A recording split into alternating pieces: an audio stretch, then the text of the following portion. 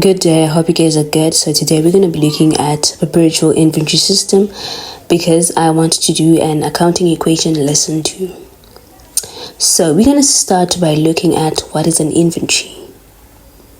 I know you know, but there are people that don't know.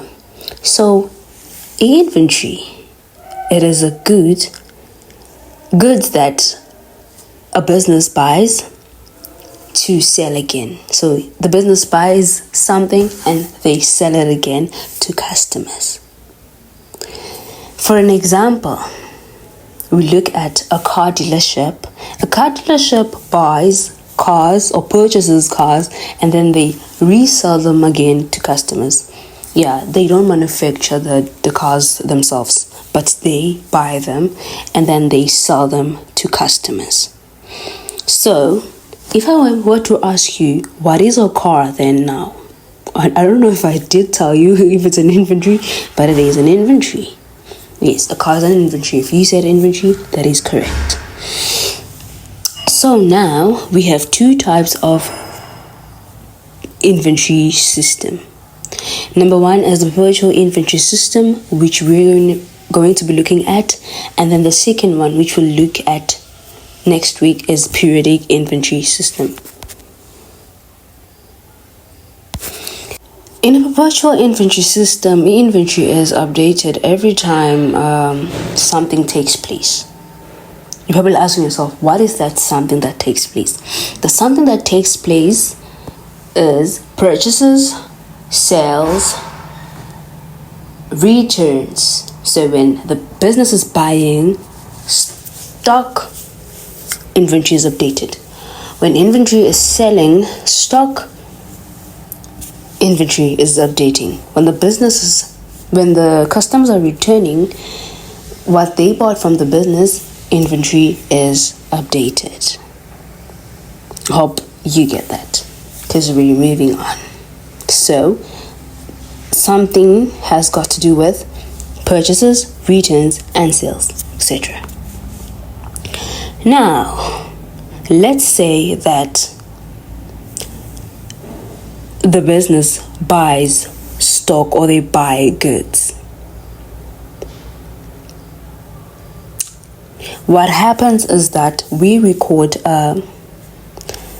debit inventory because inventory is increasing, and inventory is an asset. You must remember that an asset increases on the debit side and decreases on the credit side. We then credit bank or creditors, because we are the ones that are buying as the company. We credit bank if the company buys on cash, and then we credit creditors if the company buys on credit. Shall I repeat that again? Credit bank when the company buys on cash, credit creditors when the company buys on credit. Now we move on. When goods are sold to customers, two entries are involved. Yes, you heard right. Two entries are involved. There are two entries involved. Entry number 1 involves sales. As I said, that entry number 1 involves sales. So what happens now is you're going to debit bank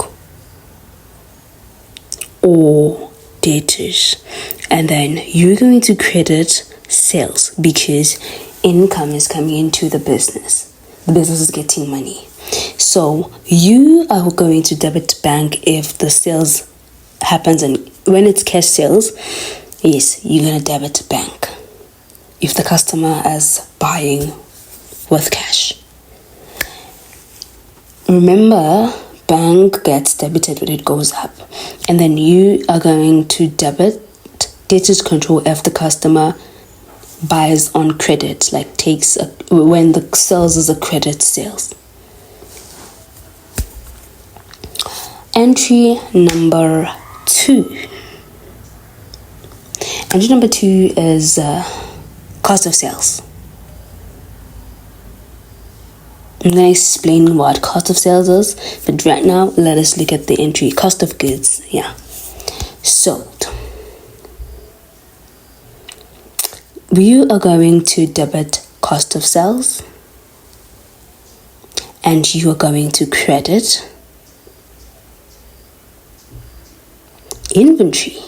Inventory is decreasing now, that is why we're crediting it. So when customers buy from the business, stock decreases. Inventory is an asset, a current one, so it decreases on the credit side. I hope you got that.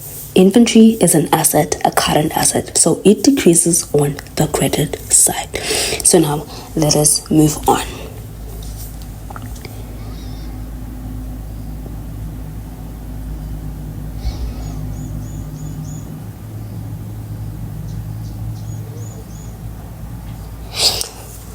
We're going to be looking at what cost of sales is individually, or what cost of sales are, so that you can get an idea of what is cost of sales. Cost of sales is how much the goods sold cost, like how much they bought them, how much the company bought those goods for. It's more like that. It's how much the goods sold cost the business. So this is the formula that we use to calculate cost of sales. It is cost of sales equals to beginning inventory plus purchases minus the ending inventory. So for an example, let's say that the car dealership buys has a beginning balance of inventory of 3 million. But they sell, get to the car dealership sells cars. So they have like a beginning inventory of 3 million, and then they purchase stock, which are the cars, at an amount of 1 million. And then the end inventory that they have is 500,000 rand. So now we're going to calculate how much the stock that they sold costs. Using the formula, which is cost of sales is equals to beginning inventory plus purchases minus ending inventory, we're going to say the 3 million plus 1 million minus 500,000 rand, which is 500,000. And then the prices we are going to get is 3,500. Sorry, it's 3,500,000, and that is the cost of sales, cost of goods sold.